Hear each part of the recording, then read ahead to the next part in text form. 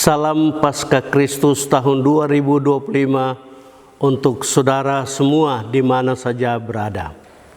Kekasih Tuhan, sebelum kita ada dalam kegiatan mingguan pemberitaan firman Tuhan, mari kita berdoa. Bapa di surga, kami bersyukur Tuhan sudah bangkit. Dan Tuhan rindu untuk kami ikut dalam kebangkitan Yesus Kristus. Kami mau itu Tuhan, melalui perenungan firman Tuhan. Kami mohon Roh Kudus ada pada kami. Biar minggu di mana dunia merayakan kebangkitan Kristus, kami pun bangkit dan bangkit di dalam segala bidang kehidupan. Amin. Saudara-saudara, firman Tuhan yang kita renung di hari ini, di minggu ini adalah pertama Korintus pasal 15 ayat 1 sampai 11 yang memberitakan tentang kebangkitan Yesus itu sebagai dasar iman dan kesaksian orang Kristen sepanjang masa. Saudara, Kristus bangkit. Benar, Kristus sudah bangkit. Tetapi banyak kali orang Kristen yang percaya Yesus Kristus bangkit itu tidak dapat menerima kenyataan, bahkan menyangkali Kristus sudah bangkit.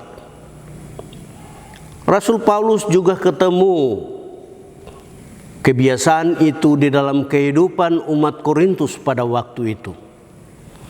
Waktu Rasul Paulus bersama dengan mereka memberitakan Injil tentang kebangkitan Kristus, mereka terima. Tetapi setelah Rasul Paulus pergi meninggalkan mereka, datang pengajar-pengajar sesat memberitakan tentang tidak ada kebangkitan orang mati. Yesus juga tidak bangkit dan tidak mungkin orang mau bangkit. Dan kalau orang tidak bangkit, maka tidak mungkin ada kebangkitan dan kehidupan kekal. Beberapa orang Kristen di Korintus pada waktu itu kalah, lemah dalam iman mereka, lalu kemudian mereka mengikuti ajaran-ajaran sesat yang baru itu. Rasul Paulus tidak putus asa, dia terus mendatangi mereka dan memberitakan Injil sekali lagi bagi mereka. Saudara-saudara, benar, Yesus Kristus bangkit. Ia sudah bangkit. Karena itu, percaya berita Injil ini benar dan ajaran-ajaran yang lain itu tidak benar. Kekasih Tuhan, dari firman Tuhan, dari Injil yang diberitakan oleh Rasul Paulus kepada umat Kristen di Korintus, kita juga bersyukur bahwa Yesus yang kita percaya turun-temurun sudah bangkit. Itu berita yang benar. Sekarang tinggal kita mau kebangkitan Yesus Kristus itu memberikan kebangkitan kita dalam bidang-bidang kehidupan yang lain. Jika ya kita mau, maka segera kita membenahi berbagai hal supaya arti kebangkitan Yesus itu nampak dalam bidang kehidupan kita yang terus bangkit. Sebab beberapa waktu terakhir ini kita menemukan banyak orang Kristen bangkit dan jatuh dan tidak lagi mampu untuk bangkit. Kita mesti terus-menerus berjuang.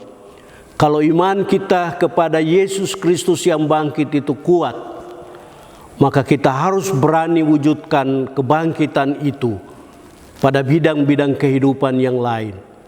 Yang terpuruk di bidang ekonomi misalnya, mesti kita bangkit dari keterpurukan kita di bidang ekonomi.